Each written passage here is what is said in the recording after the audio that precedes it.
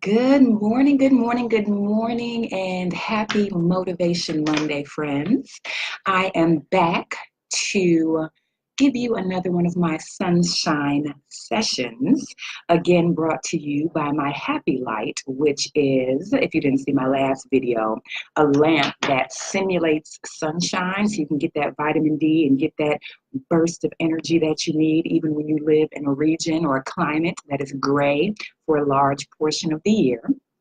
But my focus today is really going to be on the importance of investing in your inner work, your inner healing, or what I call your soul work. And I'm going to talk about that through the lens of the Bali healing retreat that I attended just this past October. So I'm sure many people became interested in Bali many years ago through the movie and the book, which I love the book, Eat, Pray, Love. And a lot of what you saw in that movie and kind of the transformation she had in Bali, I mean, it's actually even beyond that experience. So I need to give you a little bit of background information into how I ended up in Bali in October on this 7-day healing retreat. As you know, I love, love, love to travel, and I really, truly believe travel is transformative. So I know sometimes we think about barriers like finances or schedule, but it really is possible in so many ways. Even if your financial budget may not allow, there are lots of different ways, but that's a whole other video. So 2 years ago, I was traveling with a group of wonderful women. We call ourselves the Jet Setting Divas, founded by my friend Renetta, who's tagged here on this post. And we were in Anguilla. And when we were there, she told us about a woman from Connecticut named Tanisha Barnes who owns some boutiques there. So Renetta is really good about having us like network and make connections with those in the countries that we visit. So the moment I met Tanisha, I knew this was someone that I wanted to know. I talk often about surrounding yourself with people who feel like sunshine, and Tanisha is one of those people. Here's this woman who lives in Connecticut but owned two fully operational boutiques in Anguilla, spent several months of the year there, and had developed so many meaningful connections with the business owners, the residents, the leaders in Anguilla, and I just found that inspiring. And to top that all off, at the time that we were there, she was running a camp for youth where young people learned about their own history as Black people. They learned about agriculture, literally out working on a farm and growing and eating the food that they grew. And they learned about entrepreneurship. So as many of you know, my background is in youth development. So I was completely blown away. And I was like, I have to work with this woman, be in her energy in some form or fashion. And initially, because I have a youth development background, I thought it must be the camp. So we connected the next year, kind of around the camp, and that didn't necessarily work out. But then she posted the Bali healing retreat. And you know how sometimes you see something, you're like, I'm kind of interested. I think I want to do it. Maybe. No. As soon as I saw this post, I was like, hell yes. And for all of my coaching clients and friends, you know, that's one of my favorite mantras. If it's not a hell yes, it's a no. This was a hell yes. And I can't completely take credit for that. I got that listening to one of my favorite podcasts, The Tim Ferriss Show. And the person he was interviewing at the time, that was their phrase. So sometimes people quote me. I didn't make it up, y'all. I got it from my podcast therapy, if you will. So she made this trip really accessible, really reasonable, because basically over almost a year, we were able to pay for it with payment arrangements, and she had gone ahead and done all of the research. So it didn't feel as challenging as it might to have to go through all of the particulars of traveling to another country on your own, which brings me to the next part.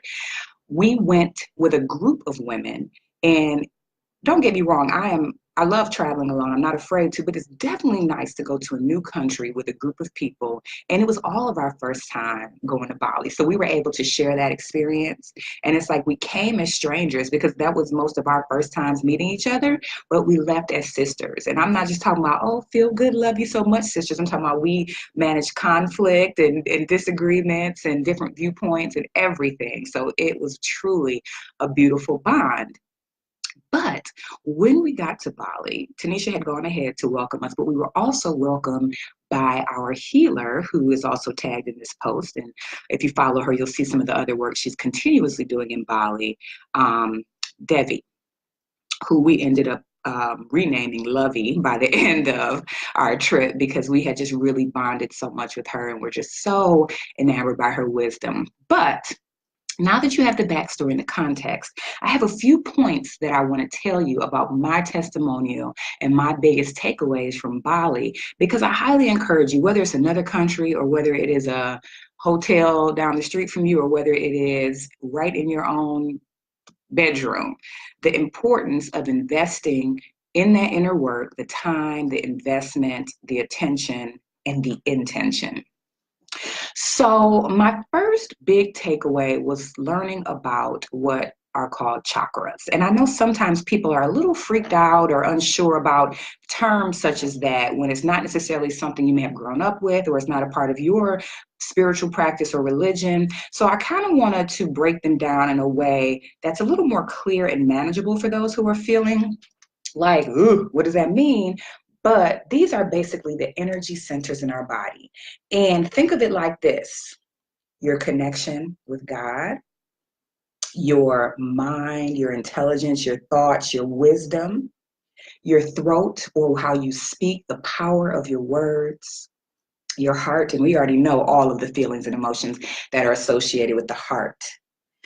Your stomach or your gut. You know how we attach so many feelings to our gut? It's almost always referred to as the second brain. Kind of like your reproductive organs. And then your feet, right? Or let me back up: your reproductive organs and just the giving and creation of life and all that comes with that. And then your feet, or your grounding and connection with the earth and just what you stand for, what you stand in. Think of it as standing in your truth, or maybe not, right? And what work needs to be done when these important areas of our life are out of balance or overactive or blocked, right? Because if something is blocked, it kind of moves up. If some of our lower ones are blocked, then it's harder for us to have that connection with spirit or God or universe or your higher belief. So we started out with kind of a pre-test, if you will, a self-assessment where we got each of those areas checked to see which ones were weak or underactive or blocked or overactive. And right off the top, my stomach or solar plexus and my reproductive area or sacral chakra were weak and underactive, and my third eye was overactive. And the healer that did that assessment was like, you're holding in too many emotions. You're angry, let it go. You're not releasing, you're not expressing. And then she was like, you think too much, too intellectual, too intelligent. Read a comic book, read a children's book, color, something, relax your mind. And this kind of aligned with some work that my friend Chris Lee, I'm going to have to tag him here in this post as well. He does energy work. And I remember asking him, like, man, Chris, I eat healthy, I exercise all the time, and I cannot drop this weight. What is going on? It's like, I know there's some other reason I'm holding on to this weight. And he talked about how my weight represented my emotions and my feelings, and that I was not feeling my feelings. So it was all lined up, which leads me to my next highlight of the trip, which was our visit from the acupuncturist. And this gentleman took acupuncture to a whole nother level. First of all, he broke down how Western medicine treats the symptom, whereas Eastern medicine looks at the root cause. And so his first thing was like, let me see your tongue. And I was like, and he was like, angry. And I'm like, what? He's like, well, not right now, but usually, and then he just, in a very loving and way that was receptive, he talked about how, we were holding on to weight, a lot of us. And a lot of that, again, was holding on to this emotion, not feeling our feelings. And I said, well, what do I do? And he was like, cut out sugar.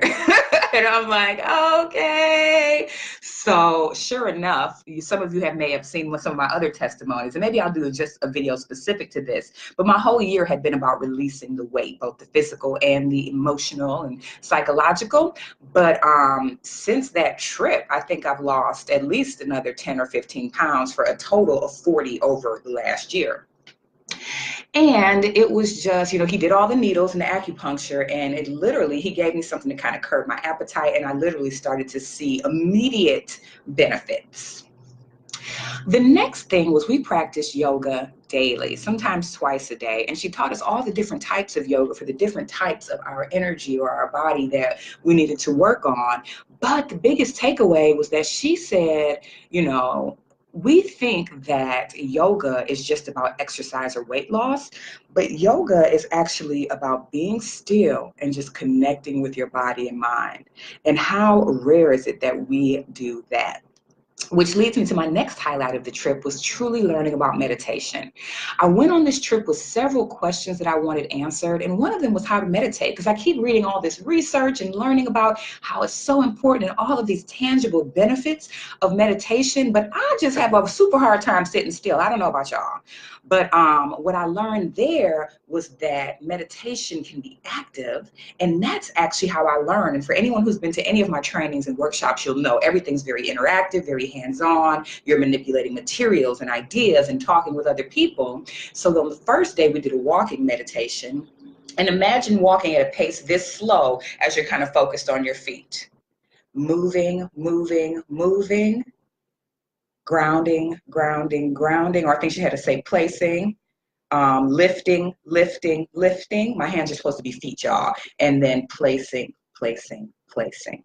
And in that meditation, it made me slow down, and it brought to my awareness how much I used to just default to judgment. Judgment of others, like, well, she's moving extra fast. That's none of my business. That is her journey. That is her walk. That is her meditation. Or even more so, judging myself. Am I doing this right? Am I saying the mantra? Am I going slow enough? Should I go this way? Should I go that way? So throughout the trip, she had us write down things that we wanted to take away and kind of burn, to release and let go. So you may have heard of like a burn ceremony, a burn notice ceremony. So one of the main things I left behind and just released into the fire was judgment. So the other takeaway was the massage. First of all, one massage was already included in our package, and I was so impressed by the quality and the love and the just goodness of this massage that I got a massage every single day while I was there. And you know why that was so accessible and easy? Because massages in Bali are on average about $14 for an hour-long massage, and the best one you've ever had in your life. So that was just healing in itself. And just as I was releasing and healing all of the areas and the energy in my body, I feel like the massage was just moving it out and moving the toxins out. Speaking of toxins, we didn't do anything that week in terms of drinking alcohol or coffee or caffeine. And what that made me realize was that when we're tired or stressed or dealing with emotions, we tend to go towards self-soothing behaviors. And that could be drinking, smoking, sex. It could be emotional eating. And I realized that I was so engaged and so enthralled in the learning and the activity during that week that I didn't have a taste or a desire for any of those things. So I was like, when I go home, how can I create environments that I am so filled with joy and so fulfilled that I don't need to resort all the time to these self-soothing or numbing behaviors or substances to get through or to cope. And then I think that's it. I don't want to keep you too long because I know the human attention span is only 9 seconds and I'm far beyond that. Oh, but the last thing I will say is just learning about nutrition and how some of the most basic herbs and spices are our medicine. Let thy food be thy medicine. Ever since then, she had us do a test to figure out what specialized teas went with what our body needed, and mine was what was called kapha tea. And it was basically ginger, cinnamon, cloves, and a spice that I learned about for the first time called star anise. And I was like, oh my gosh, how am I gonna, have this when I leave? Well, first of all, she gave us a packet to take home. Second of all, these are spices you can find in any spice store. So start to like really research that because these things have been healing my whole life. I brought back some white turmeric, some regular turmeric, and I just mixed some of those things with hot water or with honey or with other natural things, and it has increased my energy, my clarity, reduced my weight. So everything we need is already created by God. It's already created in nature. So I know that was a lot, and there's so much more. There's no way I could capture the magic and just the high spiritual energy of Bali and the beauty and the warmth and the people and the food. Like I could eat carbs and desserts there and not feel that crash or that slump or that tiredness that I feel when I eat food here. So food is just different there. It's not as processed. It's mostly made from, its natural form. It hasn't gone through chemicals and GMO and all of that. But my biggest takeaway, y'all, take the time, make the investment, do the personal work. Everything that you want, everything that you desire, your peace, your joy, your abundance, your prosperity, your relationships, your love is on the other side of that personal love, that inner work. So that's all I got for now, y'all. After I stop this video, which is going to be in just a few seconds, I'm going to tag some different people, resources, websites to let you know about upcoming retreats with T. Barnes Global Travel. There's one happening in New York next month and another in Bali in November. I'm going to let you know about Chakra, and let me make sure I get this correctly, Chakra Yoga Bali, which is Lil Devi, our healer, her whole program, and then just some of the other people locally that are, people that can help you with your healing, coaches, therapists, organizations that help with mental health. So make sure you check the comments after the video and also post questions that you have for me. I'm happy to answer them because this year I am your soul journey guide, and I'm happy to be alongside you as you answer the call and go along your hero's journey. Have a wonderful week, everyone. Peace.